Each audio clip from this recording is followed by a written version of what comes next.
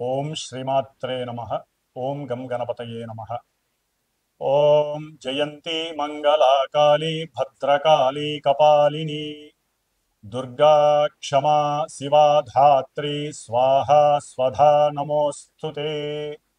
ఇచ్ఛాశక్తి జ్ఞానశక్తి క్రియాశక్తి స్వరూపిణి శ్రీ లలితా పరదేవతాయై నమో నమః. ధర్మో రక్షతి రక్షితః. ఈ యొక్క మన భారతదేశంలో సనాతన ధర్మాన్ని ఆచరిస్తూ మన యొక్క ఆచార ధర్మాలని కాపాడేటటువంటి ప్రేక్షక భక్తులందరూ కూడా ధర్మాన్ని కాపాడండి, మన యొక్క సనాతన ధర్మ ఆచారాలని సాంప్రదాయాలని కాపాడితే మన దేశం ఇంకా సుభిక్షంగా అన్ని దేశాలకి కొంచెం డిఫరెంట్గా ఉండేటటువంటి పరిస్థితి మనందరి చేతుల్లో ఉంది.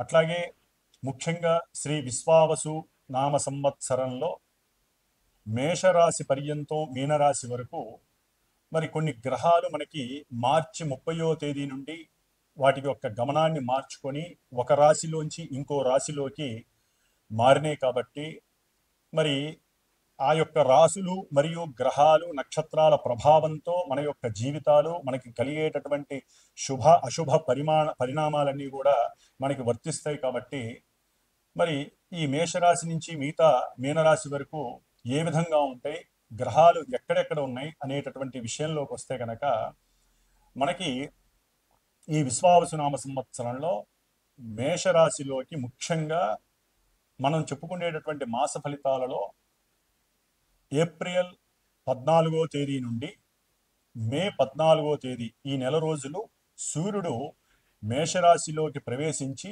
3 నక్షత్రాలు, కేతు నక్షత్రం అయినటువంటి అశ్విని భరణి కృత్తిక, ఈ 3 నక్షత్రాల్లో తన యొక్క సంచారాన్ని గడుపుతూ మిగతా గ్రహాలు ముఖ్యంగా మేషరాశి నుంచి వృషభంలో ఉన్నటువంటి గురుడు చతుర్థంలోకి మొన్ననే నీచ స్థితిలోకి కుజగ్రహ సంచారం ప్రవేశించి తన యొక్క ప్రభావాలు ఏ విధంగా ఉంటాయి, కన్యారాశిలో ఉన్నటువంటి కేతువు, అట్లాగే మీనరాశిలో జలరాశిలో ఉన్నటువంటి 4 గ్రహాలు బుధుడు శుక్రుడు అట్లాగే శని రాహువులు. వీరిలో బుధుడు 7వ తారీఖు అంటే ఈ నెల ఏప్రిల్ 7వ తేదీన వక్రగతి నుండి రుజుమార్గంలోకి ప్రవేశించి తన యొక్క సంచారాన్ని నడుపుతూ ఉంటాడు. అట్లాగే ఉచ్చస్థితిలో ఉండి వక్రించినటువంటి శుక్రుడు ఏప్రిల్ 13వ తేదీ తర్వాత మరలా తన యొక్క రుజుమార్గంలో అంటే వక్రగతిని వీడి రుజుమార్గంలో తన యొక్క ప్రయాణాన్ని ఆచరిస్తూ ఈ యొక్క బుధుడు శుక్రుడు ఈ శని రాహులతో కలిసి ఎన్నో రకాలైనటువంటి విచిత్రమైనటువంటి పరిణామాలు ఈ రాశుల వారు ఎదుర్కొనే పరిస్థితి కలుగుతుంది. కాబట్టి మేషరాశిలో ఉన్నటువంటి రవి దగ్గర నుంచి ఈ గ్రహాలు ఏ విధమైనటువంటి వాటి యొక్క చారల ద్వారా అంటే వాటి యొక్క గమనాల ద్వారా ప్రతి రాశిని ప్రభావితం చేస్తాయి అనేటటువంటి విషయాన్ని మనం చర్చించుకుందాం. సింహరాశి వారికి ద్వితీయంలో ఉన్నటువంటి కేతువు, అష్టమంలో ఉన్నటువంటి బుధుడు శని రాహువు, నవమంలో ఉన్నటువంటి ఉచ్చస్థిత రవి, దశమంలో ఉన్నటువంటి గురుడు, 12లో ఉన్నటువంటి కుజుడు నీచస్థిత కుజుడు, వీరందరూ కూడా కొంత ఇబ్బందికరమైనటువంటి పరిస్థితులని వారి యొక్క భావాల రీత్యా వారి యొక్క కారకత్వాల ద్వారా సింహరాశి వారికి కొంత ఇబ్బందికరమైనటువంటి పరిస్థితి జరుగుతోందని చెప్పుకోవచ్చు.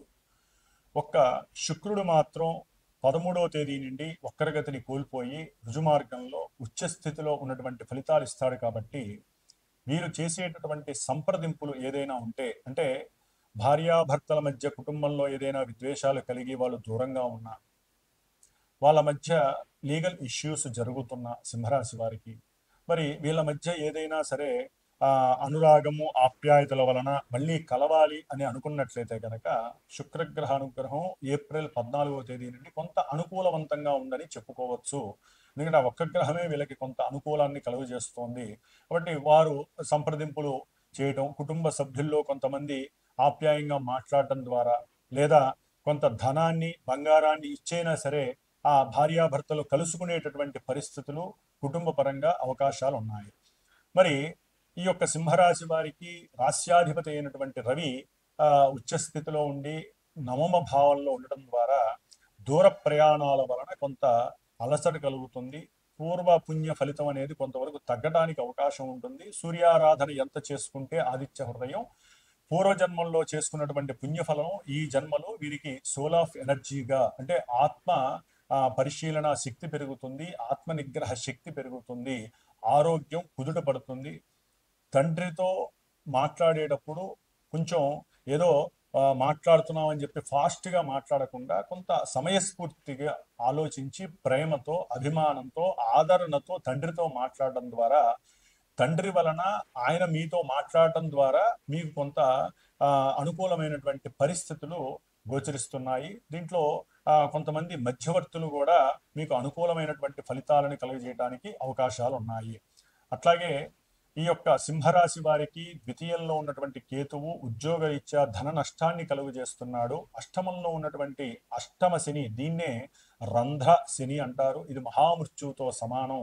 దానికి తోడు అగ్నికి ఆజ్యం తోడైనట్టుగా శని రాహువులు అష్టమంలో కలిసి ఉండటం, జలరాశిలో కలిసి ఉండటం వల్ల మరి మీరు ఏదైనా మలిన విసర్జనలు వదిలేటటువంటి బాత్రూమ్స్కి వెళ్ళినప్పుడు కానివ్వండి, లేకపోతే చెరువుల దగ్గరికి వెళ్ళినా, సముద్రంలో స్నానం చేయడానికి వైశాఖ మాసం కాబట్టి వెళ్ళినా కొంత జాగ్రత్తగా ఉండండి. కాలు జారిపడే అవకాశము, దాని ద్వారా